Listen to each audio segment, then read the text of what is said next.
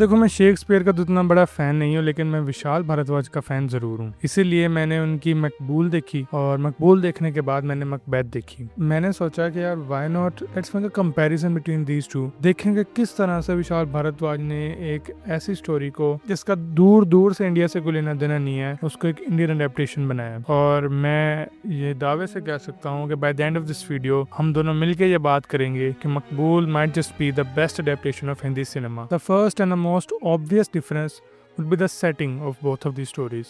मकबैथ की कहानी स्कॉटलैंड की कहानी है, जहाँ पे खूबसूरत वादियाँ और स्नो बैटल्स होती हैं, लेकिन मकबूल इन सब में से किसी में भी नहीं है। मकबूल की कहानी मुंबई के स्लम्स अंडरवर्ल्ड की कहानी है। मकबूल की दुनिया में कोई खूबसूरती नहीं है और इस दुनिया को ऐसे डिजाइन किया गया है कि यहाँ पर ब्लड थर्स्टी थग्स और वॉर लॉर्ड्स फिरते हैं, क्राइम लॉर्ड्स फिरते हैं। यहाँ पर कासल्स नहीं, हवेलियाँ होती हैं। ये सब चीजें देखकर हमें ये लगता है कि Maqbool might just be the most dangerous version of Macbeth. अब जब दुनिया की बात कर लिया तो हमारे मेन किरदार की बात भी कर ली जाए। I am talking about Maqbool and Macbeth. Maqbool is a much more lead character than Macbeth. Vishal Bhardwaj ने शेक्सपियर के मकबैथ का सिर्फ स्केलेटन उठाया है, लेकिन उस पर मांस और खून दोनों मुंबई के डाले हैं। जहां मकबैथ एक वॉर जनरल था, मकबूल यहां अब्बा जी का लॉयल सर्वेंट होता है। मकबैथ के एम्बिशन क्या थे? डंकन को मारना ताकि वो किंग बन सके, राज कर सके। मकबूल के एम्बिशंस बहुत डिफरेंट होते हैं। मकबूल के एक्शंस के पीछे मिनी के लिए प्यार, अब्बा जी के लिए रिस्पेक्ट,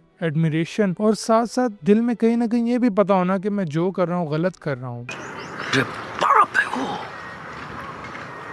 इस घर में मैं बच्चों की तरह पला हूँ, समझे? ये सब चीजें मकबूल को काफी ज्यादा लेयर्ड और कम्प्लेक्स बनाती हैं कंपेयर टू मकबैथ, जो ऐसी सिचुएशन में, ऐसे कंपैरिजन में एक पेल कैरेक्टर महसूस होता है। अब जब मकबैथ की बात हुई है तो डंकन की बात कर ली जाए। I am talking about Duncan and अब्बा जी। शेक्सपियर की कहानी में डंकन एक किंग होता है जो कि मकबैथ पर बहुत भरोसा करता है। आई मीन, अगर उसकी कोई औलाद ना होती then he surely would have made Macbeth his successor. Now let's see Abba ji. अब्बा जी एक ऐसा आदमी है जो कि एक अंडरवर्ल्ड क्राइम लॉर्ड है, जो कि बहुत बड़ी गैंग को चलाता है और मुंबई में उसका बड़ा नाम है। जो मैंने नोटिस किया ना, विशाल Bhardwaj making Abba ji a father like figure for Maqbool makes the situation much more impactful. Macbeth के लिए डंकन को मारना सीढ़ी के एक स्टेप को चढ़ने की तरह था, जिसे वो चढ़ के किंग बनता। वो एक स्टेप और वो एक रुकावट थी दरमियान में उसके और उसके गोल में। लेकिन जहाँ पर वो उसके लिए एक फादर फिगर होती है और वो उसके लिए ज्यादा ये हॉन्टिंग सिचुएशन होती है, क्योंकि अब्बा जी वो इंसान है जिसने उसे आज इस मुकाम पे खड़ा किया है। आज वो जो कुछ भी है अपने अब्बा जी की वजह से है। और यही वजह है कि जब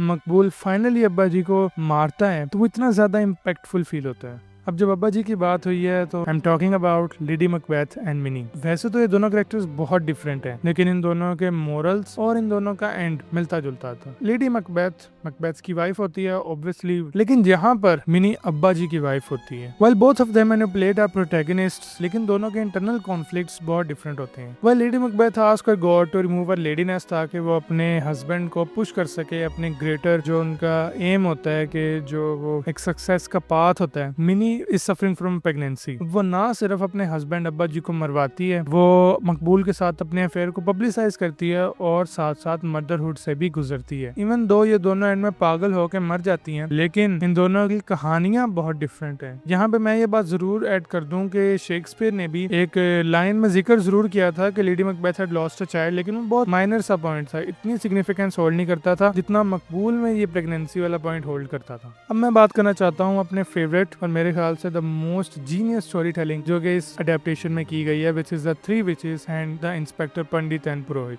सपोज करो अब जब पूरी स्टोरी ग्राउंडेड रखी है तो थ्री विचेस वाले पार्ट को तुम कैसे ग्राउंडेड करोगे? मैं आइडिया देता हूँ। दो इंस्पेक्टर ऐसे पकड़ो जिनमें से एक फ्यूचर प्रेडिक्ट करता है। दोनों मिलके अपनी पुलिस अथॉरिटी का इस्तेमाल करके हीरो विलन वाली पार्टीज को कंट्रोल करेंगे। Basically they are the ones pulling the strings. कैसा आइडिया है ना, मजे का। जब मैंने पहली बार ये चीज देखी तो मैं भी सरप्राइज हुआ था। The way Vishal Bhardwaj has made and written these characters, it is both grounded and culturally accurate way. ऐसे पुलिस वाले आपको हर पुलिस स्टेशन में देखने को मिल जाते हैं। मजे की बात यह है कि इन दोनों के डुओ के लिए ओम पुरी और नसीरुद्दीन शाह से बेहतर कोई नहीं हो सकता था। मूवी स्टार्ट इन दोनों के सीन से होती है और till the end they are the ones controlling the power dynamics. वो चूज करते हैं कि किसको जिंदा छोड़ना है, किसको मारना है, किसको पकड़वाना है। मकबैथ में तो वो आती हैं और वो प्रेडिक्शन करके चली जाती हैं, लेकिन यहाँ पे वो प्रॉपर स्टोरी डायनामिक्स वही कंट्रोल कर रहे होते हैं। अडेप्टेशंस के मामले में ना मोस्टली ये सिनेरियो होता है कि या तो आर या पार, या तो वर्ड्स उठाओ नॉवेल के या जो भी आपका टेक्स्ट है उसको कॉपी पेस्ट करो या आप उनमें थोड़ी बहुत चेंजेस करो और उन वर्ड्स को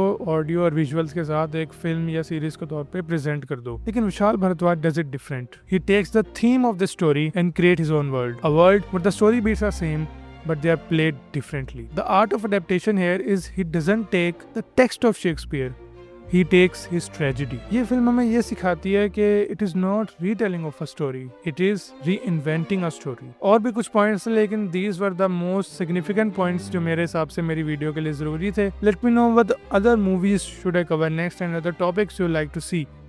I'll see you in the next one. Goodbye.